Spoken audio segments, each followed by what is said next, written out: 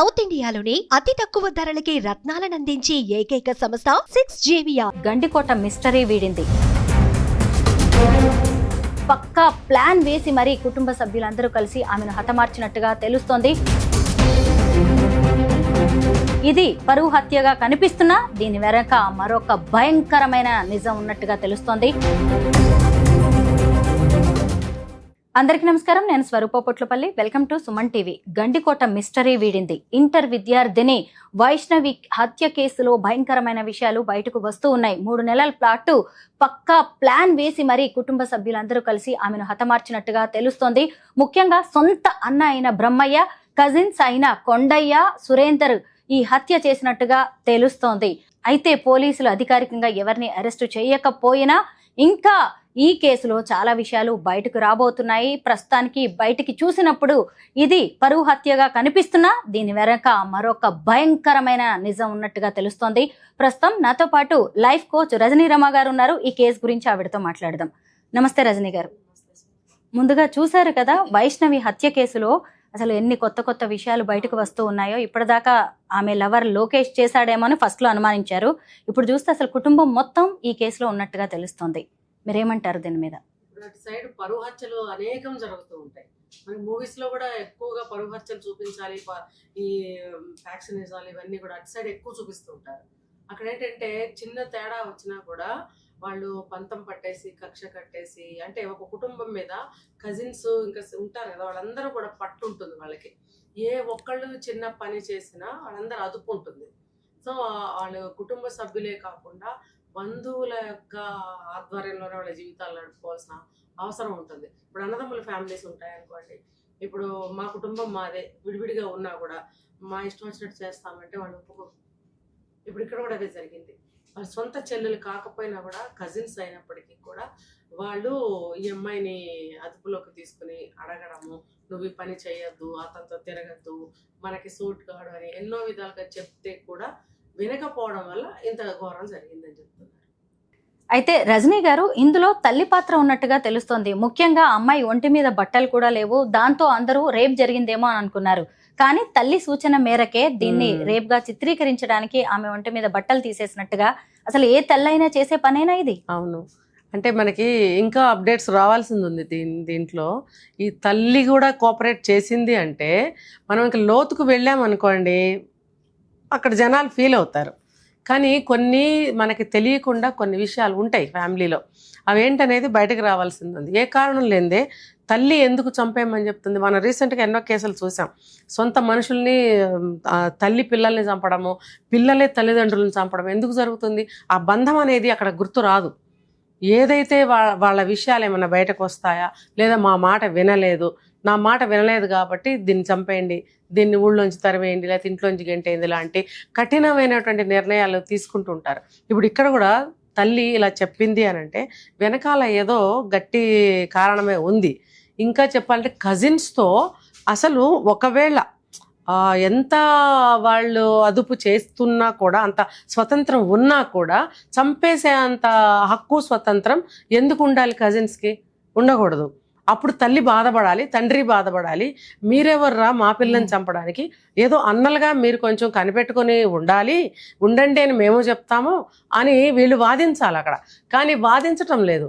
తల్లి కూడా, నేను ఒక చోట చూశాను, నేనే నా హస్తం కూడా ఉందని తల్లి ఒప్పుకుందని చెప్పి ఒక న్యూస్ విన్నాను నేను.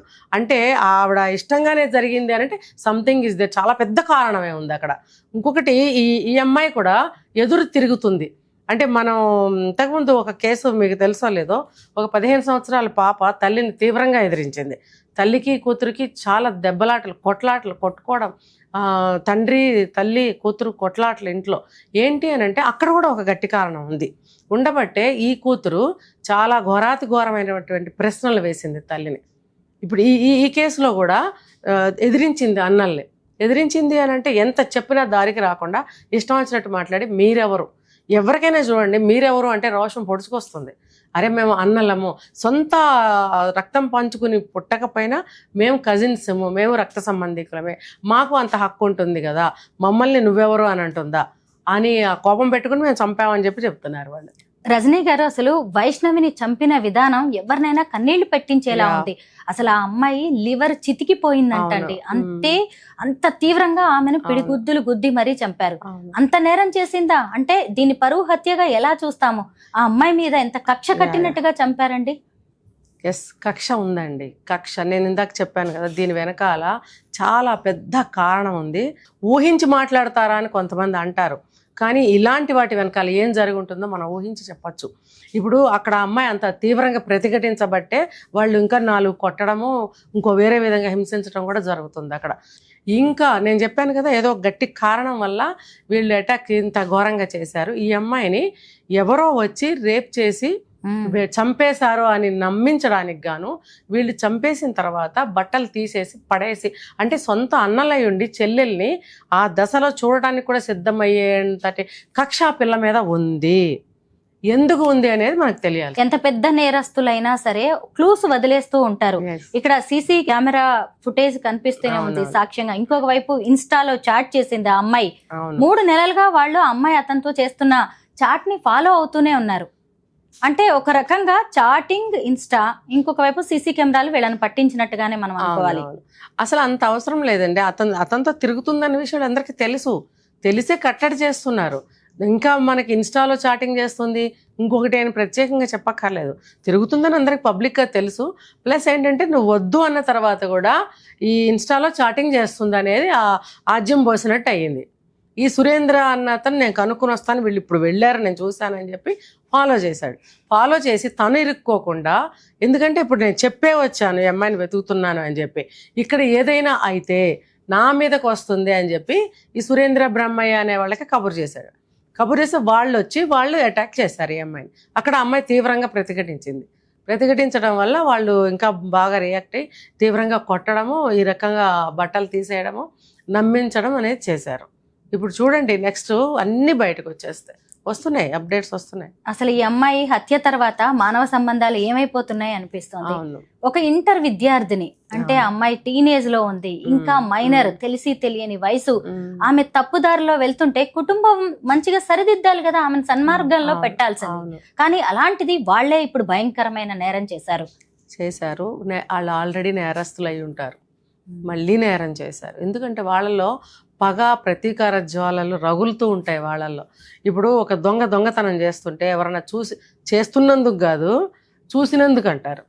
చూసినందుకు వీళ్ళల్లో ఇక కోపం పెరుగుతుంది, నేను చేస్తుండగా వాడు చూశాడు అనేది. సో ఆ పగ ఎక్కువైపోతూ ఉంటుంది. ఇక్కడ కూడా ఈ అమ్మాయి ఎదిరించడం వల్ల వీళ్ళ కోపం ఇంకా పెరిగింది. ఇంకోటి, వీళ్ళ వెనకాల ఏదో సీక్రెట్ ఉంది. పైగా దీన్ని పరువు హత్య అని ఎలా అంటాం రజనీ గారు? వాళ్ళ నమ్మ పలుకుతున్నారు కదా, పరువు కోసం మేము ఇలా చేశామని. అసలు ఒక పెద్ద హత్య చేస్తే పరువు పోలేదా? ఈ పిల్ల ఇంకెవరినో ప్రేమిస్తే పరువు పోయిందా? ప్రతి హత్య వెనక ఇదే చెప్తున్నాను నేను కూడా. ఇప్పుడు పరువు కోసం మేము చంపాము అని అన్నప్పుడు, చనిపోయిన తర్వాత, హత్య జరిగిన తర్వాత పోలీసులు వచ్చి వివరాలు సేకరించినప్పుడు, ఎందుకు చంపావు అన్నప్పుడు 4 తగిలిస్తే అన్ని చెప్తారు కదా. చెప్పినప్పుడు మొత్తం వివరాలన్నీ చెప్తున్నారు. అప్పుడు పోవట్లేదా పరువు? అప్పుడు బయటకు రావట్లేదా ఉన్న నిజాలన్నీ? ఆ నిజాలన్నీ తెలిసిన తర్వాత అప్పుడు పరువు పోవట్లేదా? మరి అనవసరంగా మీరే రచ్చ చేసుకుని మీ పరువుని మీరే చేత్తో తీసుకుంటున్నారని నేను చాలాసార్లు అన్ని వీడియోల్లో మొత్తుకుంటూనే ఉన్నాను. ఇది అంటే నేను చెప్పినందువల్ల వాళ్ళు వినాలని ఏమీ లేదు, కానీ వాళ్ళకైనా తెలియాలి కదా. ఈ నేరం చేసిన వెంటనే మనకి పోలీసుల రూపంలో శిక్ష, నిలువెత్తు రూపంలో మనకి 2వ సెకండ్లోనే నిలబడతారు వాళ్ళు అనేది వాళ్ళకి అర్థమవ్వాలి. చిన్నపిల్లల అంత ఏజ్ ఉన్న మనుషులకి అర్థం కాదా? ఇప్పుడు పెద్ద వయసులో పెద్దవాళ్ళు కూడా సుపారీలు ఇచ్చి చంపిస్తున్నారు. వాళ్ళ వయసుకి ఎన్ని అనుభవాలు చూస్తుంటారు. ఇప్పుడు వీళ్ళు చూస్తుంటే వాళ్ళ అవతారాలు రౌడీ గ్యాంగ్ లాగానే ఉన్నారు. వాళ్ళ అటైర్ కానీ, వాళ్ళ విధానం కానీ నమ్మించే, అంటే ఎంత నాటకీయంగా మాట్లాడాడో అతను అన్న. అసలు మేము దొరికిపోము, మేము తెలివైన వాళ్ళం అనుకుంటారా? పోలీస్ డిపార్ట్మెంట్ అంటే వీళ్ళకి అంత చులకనా? ఖచ్చితంగా రేపైనా కానీ పోలీసులు పట్టేస్తారు కదా. అంటే వాళ్ళు ఎక్కడున్నారో చూడండి, వాళ్ళకి నాలెడ్జ్ విషయంలో ఎక్కడున్నారో మరి వాళ్ళు. ఈ రోజుల్లో స్మెల్ చూస్తే అన్ని పసిగట్టేస్తున్నారు కదా. అలాంటిది ఇంత పెద్ద దారుణం జరిగితే కనుక్కోకుండా ఎలా ఉంటారు? తెలియకుండా ఎలా ఉంటుంది? ఎట్లయినా గంటలోనే తెలిసిపోతుంది. మరో 2 నిమిషాల్లో వాడు పట్టుబడతాడు. ఇది జరిగేదే, అన్ని కేసుల్లో జరుగుతూనే ఉన్నాయి. ఇది ఎంత అమానుషం అంటే, సొంత చెల్లెల్ని నువ్వు అంత కాచి కాపాడుతున్నావు ఈ క్షణం వరకు, చంపే వరకు. మరి చంపిన తర్వాత అంత నువ్వు కాపాడేవాడివి, బట్టలు ఎలా తీసేసావు? అంటే నీకు అక్కడ ఎక్కడైనా ప్రేమ కనపడిందా? నీకు ఏదో కక్ష ఉంది, ఆ కక్ష తీర్చుకోవడం కోసం ఆ కసి తీరక ఆ పని చేసి వెళ్ళిపోయాడు. మొత్తానికి ఈ కేసులో 1-2 రోజుల్లో పోలీసులు అయితే ఖచ్చితంగా. నిందితుల్ని అరెస్ట్ చేస్తారు, నిజానిజాలను కూడా బయటపడతారు. థ్యాంక్ యూ సో మచ్ రమ్మ గారు.